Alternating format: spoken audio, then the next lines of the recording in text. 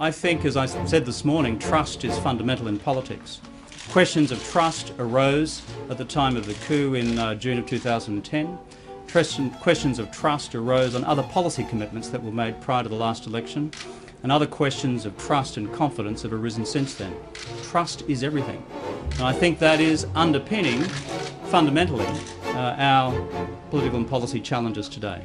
Kevin Rudd, as Prime Minister, always had very difficult and very chaotic work patterns. They took a view, very bluntly and very directly, that we should not proceed with the carbon pollution reduction scheme. And furthermore, in the case of Gillard, that the Labor Party should not put a price on carbon until Mr Abbott changed his position. That's the unvarnished record of what occurred. Government requires consistency, purpose, method, discipline, inclusion, consultation. It requires you to lead a big team and to lead it well. Kevin Rudd, as Prime Minister, struggled to do that, and by the days of 2010 that struggle had resulted in paralysis in the government. You all know, each and every one of you here, that every Member of Parliament and Cabinet Ministers talks to you on a regular or irregular basis. But on the key question of support for the government and support for the Prime Minister, I have maintained that throughout.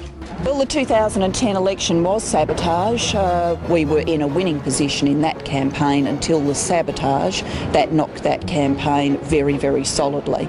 During the election campaign, it was absolutely clear, every Australian remembers that farcical first 2 weeks as Gillard was undermined by leak after leak after leak. From the press club with Laurie Oakes, we had leaks going on.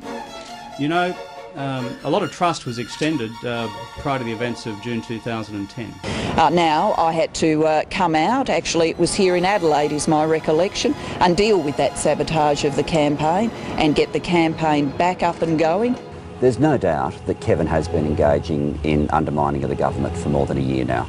I'm the first to admit that I wasn't some perfect creation of public administration. I'm under no illusions about the degree of political difficulty the government confronts. I also have always had a view that something called the East Timor solution wouldn't work, can I say, those sorts of things need to be looked through very carefully before you simply take a walk on the policy wild side and find that other governments may not necessarily concur. These decision of mine to resign a day or two ago were taken that evening in Washington on the basis of the Prime Minister failing to back me in following the sustained criticisms of Minister Crean. Kevin talks about stealth. I mean, this has been a covert operation and he's up there operating the drone 24 hours a day because he never sleeps. He's always manipulating something. I mean, this is a campaign that has been relentless. It's had an impact. That it's very easy to establish a frame whereby all of the government's problems are the result of one person called K. Rudd. Kevin Rudd talks about a wave of destabilisation and undermining of him. But really, he should just look in the mirror. Government requires consistency, purpose, method, discipline, inclusion, consultation. It requires you to lead a big team and to lead it well. Can I just respond to this? It wasn't K. Rudd who made a pre-election commitment on a carbon tax. It wasn't K. Rudd who made a particular commitment to Mr Wilkie on the question of poker machines. It wasn't K. Rudd who had anything to do with the East Timor solution or the Malaysia solution. These were initiatives and decisions taken uniquely by the Prime Minister. And I'm a bit tired and fed up of this general frame which says that if the government has a problem and Prime Minister Gillard's leadership has a problem, ipso facto it's because of me. It is simply unsustainable. You may remember that last year I had a bit of heart surgery.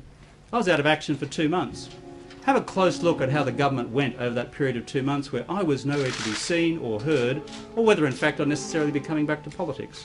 Can I just say that your overall frame on this needs to be examined carefully. The government's problems, as they've accumulated over time, have been of its own making.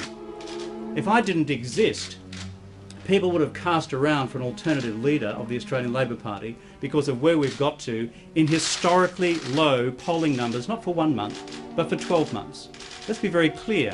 When the leadership decision was taken in June of 2010, on my own leadership, I think I'd been below the 50% mark once. I got down to 49%. In the last 12 months, my recollection is, I don't think the current government has got, in terms of Prime Minister Gillard's support ratings, anything approaching that number. Who is responsible for the government's current poor standing? And the people of Australia have a view on the future leadership of their country.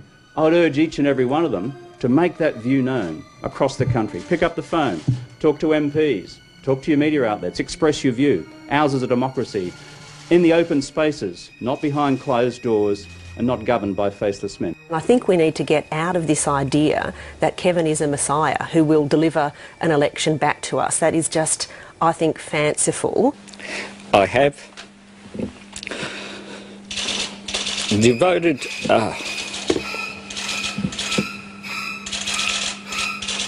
my life to advancing the cause of Labor.